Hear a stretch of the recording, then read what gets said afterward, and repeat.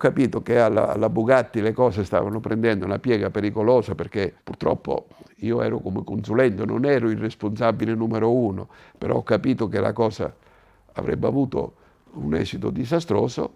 Ho detto vabbè, io vi lascio, non voglio prendermi, lascio carta bianca a chi è dentro, che era l'ingegnere Stanzani. Però a giugno dell'anno dopo sono cominciate le telefonate, perché Stanzani era andato via, non so, perché di macchine e di motori se ne vedevano poche alla Bugatti, o quasi niente. Da ottobre dell'anno prima a giugno non c'era stata nessuna evoluzione, i motori continuavano a non funzionare, la macchina, il telaio non stava in piedi.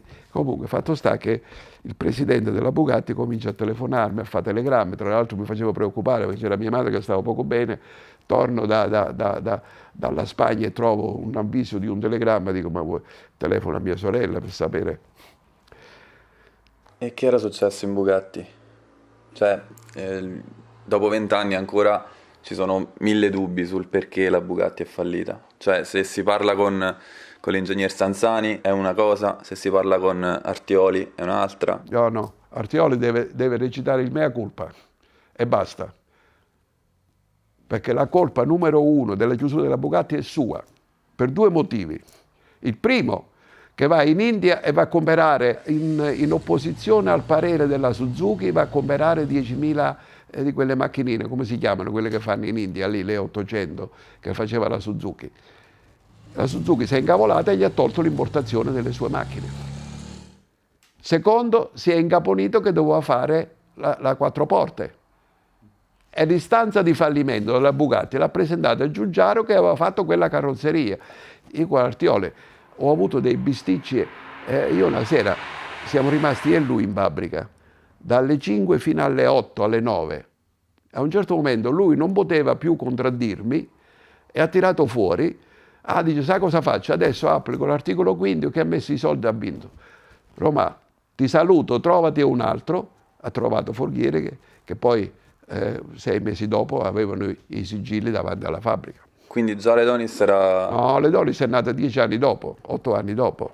Forghieri non c'entra nulla con No, per carità, no, Ledonis l'ho fatta io in 47 giorni, ho messo assieme la macchina. Ma lì abbiamo lavorato, difatti tutti i pensionati che c'erano lì, quando mi incontravano per modo ingegnere, quando è che arrivavano le mogli la sera con le padelle di tortellini e parmigiano, si mangiava a mezzanotte, all'una, si andava avanti. La carrozzeria è stata fatta in 47 giorni, io avevo predisposto il telaio e il motore, ho avuto il mascherone della carrozzeria il 17 o il 18 di novembre e il 1° gennaio abbiamo presentato la macchina funzionante, siamo andati a Modena con la macchina in moto. Parliamo un po' dell'Edonis, perché non si sa nulla di quella macchina, cioè si sa molto poco. L'Edonis è nata per... C'era il direttore della Bugatti International, il francese Jean-Marc Borel, ci vedevamo al ristorante ogni tanto, con lui, con Federico Trombi, che era l'uomo delle omologazioni, e mi dice, ma noi vorremmo pensare a fare una macchina. Allora, inizialmente si era pensato di fare una macchina che fosse una concorrente della Lotus Elise, però fatti due conti veniva fuori che ci volevano degli investimenti colossali che non rientravano nelle nostre, non nelle mie, perché io non ci mettevo una lira. Mi hanno assegnato una quota lì, ma ho detto io vengo a lavorare. E quindi abbiamo scartato. L'altra soluzione era quella di fare una vettura derivata dal Bugatti. Quindi Bugatti, ne conoscevo il motore, avevo visto quali erano le pecche di quel motore che erano rimaste in sospeso, quindi ne ho fatto un ristudio e un'applicazione del turbocompressore più razionale dei 4 che avevano voluto montare, perché quella lì, sa come l'avevo dichiarata io quella soluzione? Rendere difficile il facile passando attraverso l'inutile. Questa era la storia. Allora avevo con me quel ragazzino che adesso è il responsabile della sala prova della Lamborghini, che era stato in Ferrari, in Bugatti, Giulio Volpino.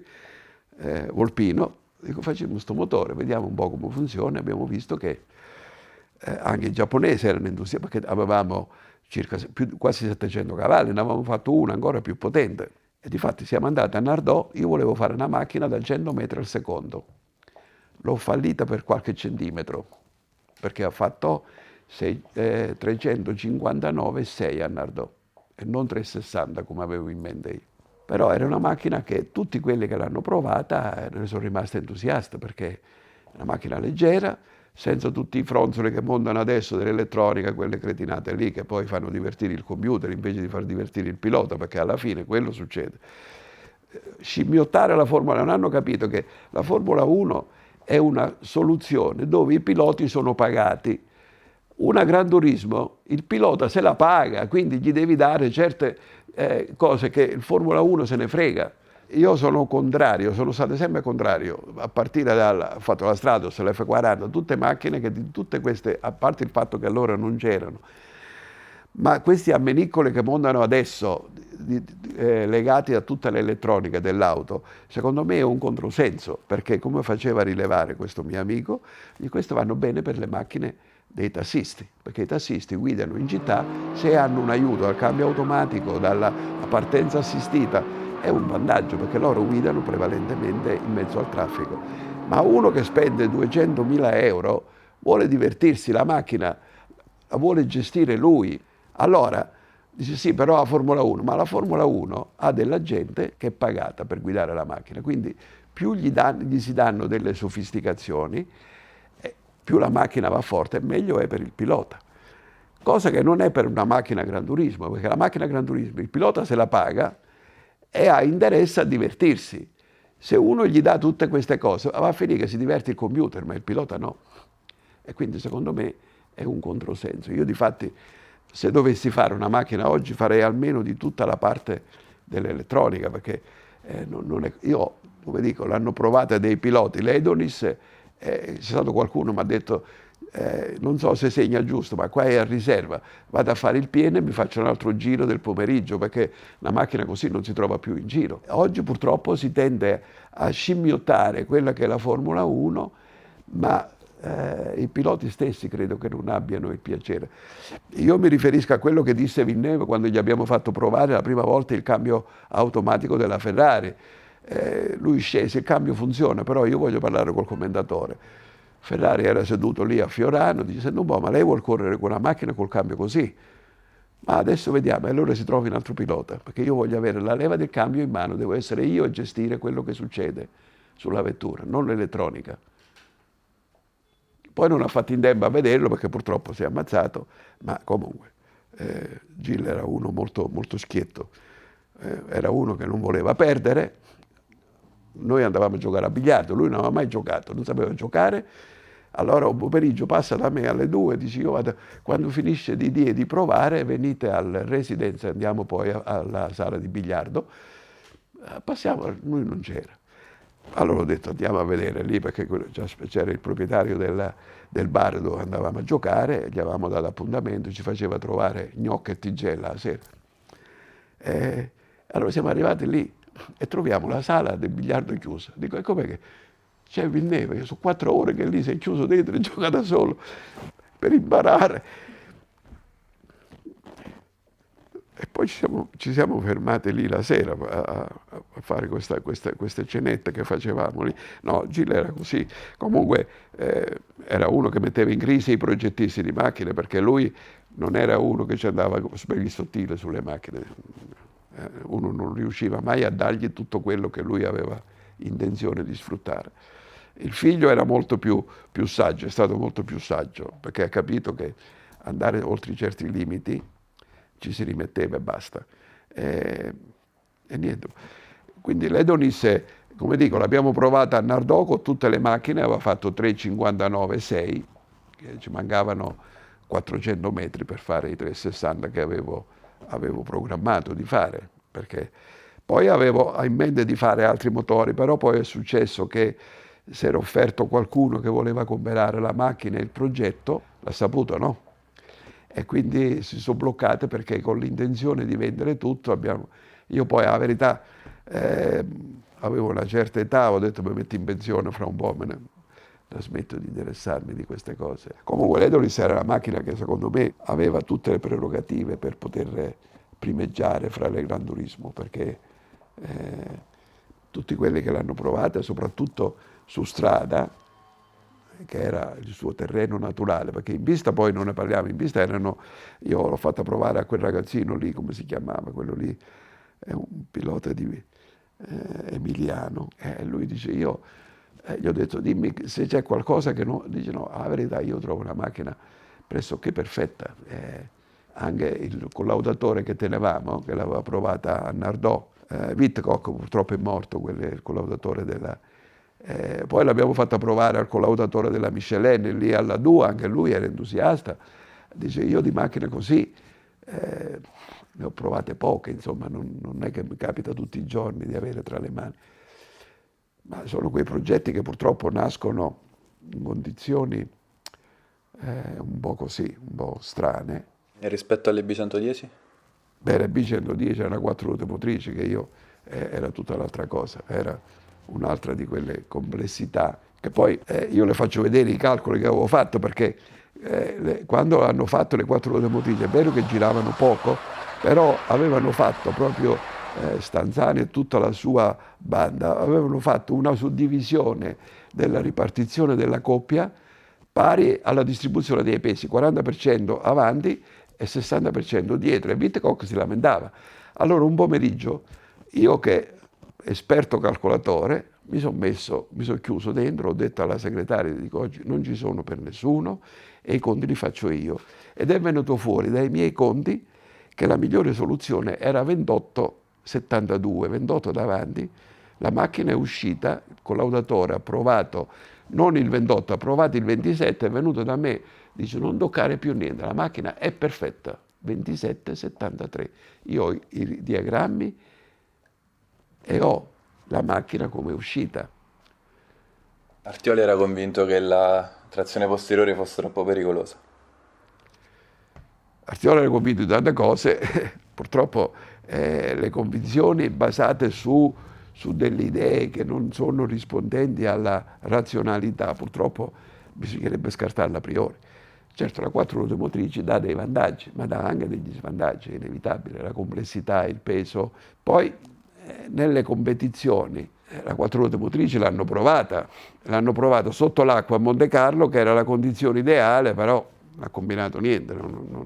Cioè, lì poi i piloti sono una razza a parte, quindi loro a macchine intraversate si divertono di più. Certo, se vanno a fare i rally al safari in Marocco, come si faceva una volta, indubbiamente era la soluzione che poteva andare bene.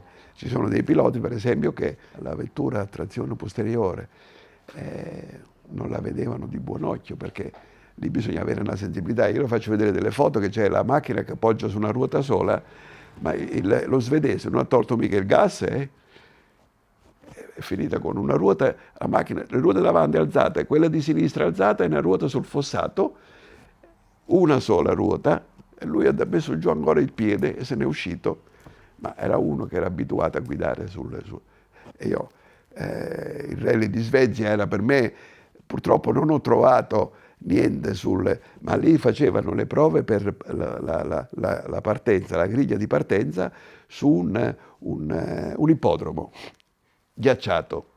Allora lei vedeva le macchine che a metà del rettifilo erano già tutte intraversate per fare la curva, poi uscivano, si raddrizzavano e si intraversavano dall'altra parte, ma 3 macchine a 10 centimetri l'una dall'altra, ma erano i primi 15 piloti, facevano 3 piloti per volta. Quando arrivavano quelli che erano i piloti della domenica, sportellata a go-go, perché volevano tentare di fare le stesse cose, ma non era nelle loro capacità fare quel lavoro. È un po' la storia di queste macchine, una volta che io praticamente le Gran Turismo dell'ultimo trentennio del 2000 gli ho messo le mani quasi tutto. Poi alla Lamborghini mi avevano chiesto 2 o 3 volte, ma non ci sono andato perché avevo il terrore, perché mi sarei imbattuto all'epoca in persone che non avevano molta conoscenza, perché vede, fare quelle vetture come si fa alla Ferrari, io ho avuto la fortuna, come dico, di lavorare in un reparto corse dove certe cose si acquisiscono, certe conoscenze, certe esperienze, ma la Ferrari dove si facevano 7, 8, 10 macchine al giorno, non si può improvvisamente pensare di farne 30 o 40, perché è un tipo di prodotto che non dà la possibilità di avere una elevata automazione nella produzione, perché i numeri sono sempre bassi. E quando alla Lamborghini facevano 200 macchine, mi chiesero di andare a lavorare lì e mi fanno vedere un programma per farne 2000, gli ho detto trovate un altro, perché dico, sa cosa succede? Le macchine le montiamo, saranno tutti in fondo alla linea che avranno dei problemi. Attrezzare la produzione del motore del Testarossa sarà costato 2 miliardi, 3 miliardi, non di più. Nello stesso periodo facevano il Fire, parlavano di 1.000 miliardi, però lì noi ne facevamo 2, là ne facevano 1.000 al giorno. È evidente che lì c'era un discorso di attrezzamento dell'officina di produzione. Quindi il rapporto è presto fatto. Alla Ferrari 2 motori, però il Fire costava, non lo so, 1 milione, quello del Testarossa ne costava 40, perché poi queste cose si ripercuotono sul prezzo finale del prodotto. Se arriva uno dalla Fiat che ha fatto 1.000 macchine al giorno e vuole fare le Ferrari, secondo me sbaglia, perché parte subito. Io mi ricordo che è arrivato uno un giorno, io non so se avete visto, le prime Ferrari avevano le teste delle viti, c'era stabigliato il cavallino su. L'avete mai visto voi quell'affare lì? Noi quando sono arrivato non avevamo questa finezza, però usavamo della bulloneria di un certo livello, perché una macchina che fa 250 all'ora non è confrontabile con una macchina che fa i 130. Arriva uno della Fiat, bisogna usare tutta bulloneria Fiat. Dico, ma scherziamo? Sì, no, scegliamo quella lì, classe 80. Dico, guardi, non si tocca niente, mi dispiace. Come è stato programmato, tutto ciò che è nella distinta base viene rispettato. Toglietevelo dalla mente. Perché dico, lei cosa può togliere da una vettura? 1.000 lire, 2.000 lire? Ma mette a repentaglio la vita dell'acquirente per 2.000 lire. Ma dico, che tipo di ragionamento fate? Allora, dico, fate 1.000 vetture al giorno, mi sta bene, perché sono milioni. Ma 8 vetture, 10 vetture, cosa ci guadagna? 15.000 lire al giorno? Dice, questa è l'economia che vuole. Comunque l'ha lasciato perdere subito, perché ha capito pure lui che era una baggianata colossale, perché purtroppo quelli della Fiat lasciamo perdere, ragionano in un modo prevalentemente. D'altra parte basta vedere la fine che ha fatto la Fiat, dà l'idea di quello che è stata la conduzione, perché poi da me hanno mandato a quello che faceva i trattori, a dirigere l'ufficio tecnico della Fiat hanno preso uno che faceva le macchine movimento terra, ma io dico, tutti i miei amici che erano lì, che aspettavano di diventare i responsabili, sono rimasti fregati, perché hanno preso uno che faceva e l'hanno messo. Perché? Perché lì praticamente nel vocabolario degli uomini della Fiat la parola meritocrazia è stata cancellata.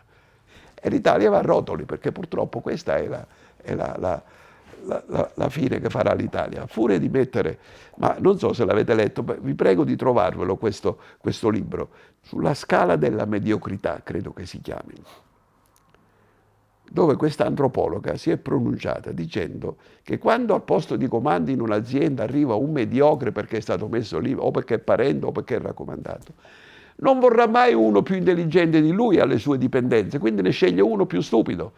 E andando avanti così, avremo a dirigere le aziende, a dirigere le amministrazioni della gente sempre più stupida.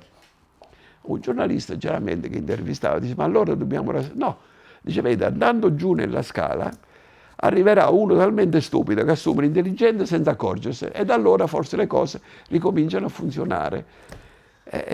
Questa è l'Italia, purtroppo. Mi meraviglio come ancora la Ferrari. Io ho detto che se la Ferrari resiste a Marchionne, resiste pure alla bomba atomica, non la distruggerà più nessuno. Perché secondo me l'attacco che gli sta portando questo signore è una cosa... Io sono mortificato per la cosa, io non... Chiudete lì e poi voglio parlare di una cosa che mi lascia molto perplesso. Chiuda lì perché non voglio beccare una denuncia.